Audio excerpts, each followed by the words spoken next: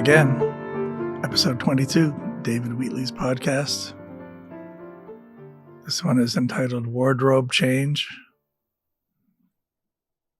I had ditched this slightly showbiz blue shirt as it's very hot outside. Transfer some, whatever they call thermal units to the room. And now it's too cold, so I put it back on. That's why there's been a wardrobe change. But because this is audio only, you really can't see it, except there's a photographer present who, with permission, is documenting the proceedings of the day, including the wardrobe change. Change can be difficult, but not in this case. All right, episode 22. As we meander and drive ourselves through into the future, as we are pulled inexorably through into the future. We're supposed to think of life as a river, as if the water is going down, pulled by gravity from the mountain, where the water comes out of a rock, becomes a raging torrent as it ends up down in the valley, and then goes out to the ocean. David Wheatley's podcast, by the way, in case somebody could not glean that from the context. I sent a photo to somebody, just one that I had taken either of them or something I thought they would be interested in, with no note, and they wrote back somewhat churlishly, context, ? And I was told in music school that a piece of art should define its own context. Excuse me. The teacher said it was something of a sniff, but he was from New York. This was in Texas, and he came in with that New York attitude, which is fine. It's important we have attitudes and perspectives from all over, even if it includes New York. Hopefully there will be some emails because of that remark. And I like the pace of New York. I'd actually like to go back. It's been a while. There's a hustle and bustle and things move along. I think I'm temperamentally more of a New Yorker in terms of the way my mind works, although you'd never know it from the slow, dreamy, if not sleepy pace of these podcasts. My mind really is flying along almost all the time. LA has about 4 million people, and it's divided into 15 council districts.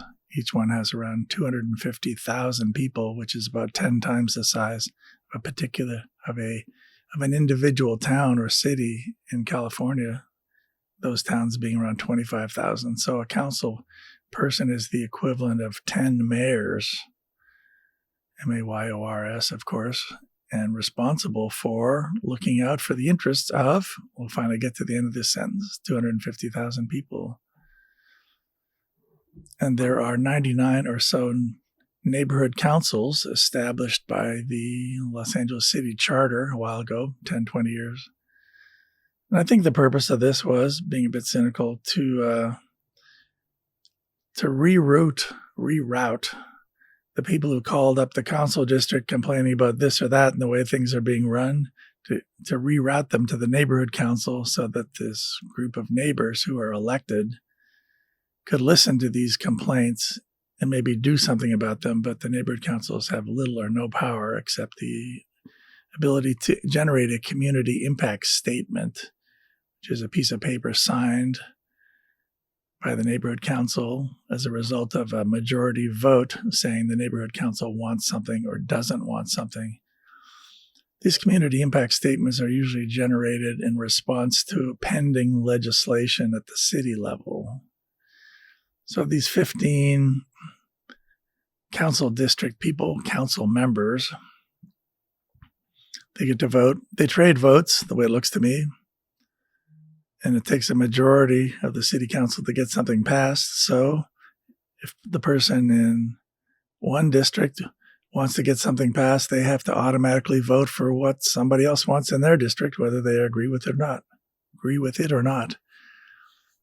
And there's a term which is called a bad vote, which is a bad vote is cast by a council member or any other elected official to preserve their own standing as an elected person, to get reelected, and also to further their interests of their own district for future voting purposes. So that's what a bad vote is. And people cast bad votes. That's part of it. So even though we go to all the trouble of electing these folks, we still have to monitor what they're doing because they can, and I say will, cast bad votes. So I've been involved with the Urban Design and Preservation Advisory Committee, which is a subcommittee of the Silver Lake Neighborhood Council. And there are 22 of us on there now. And I found myself, I don't want this to sound too passive, getting elected co-chair, and nobody else wanted to do the other co-chair. So I'm a co-chair without another co-chair for the year, this coming year.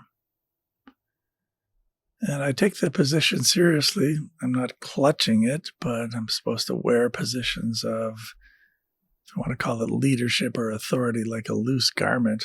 Not so loose it falls off, obviously. It's not supposed to be in the desert. A bunch of camels. Due respect to camels and the desert. After all, LA is a semi-arid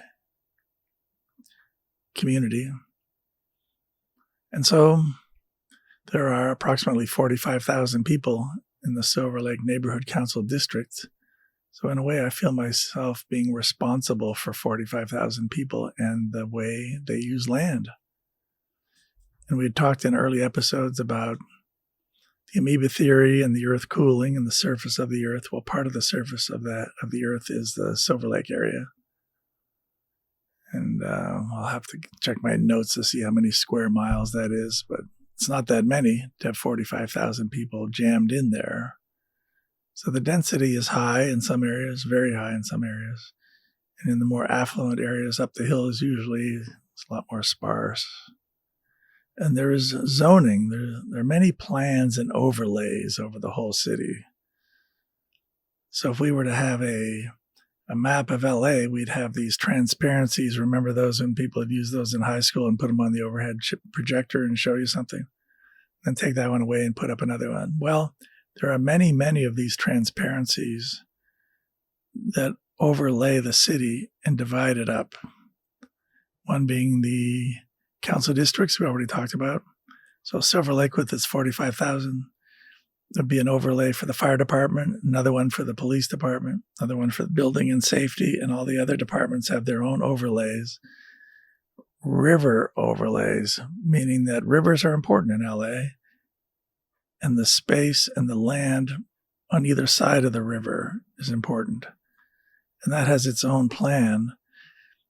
And zoning as far as density, what kind of structures can be built on what land is a big deal and becoming a bigger deal, especially as the state of California, based in Sacramento, with its elected officials from all over the state converging there to vote on things and trade votes and give bad votes and good votes.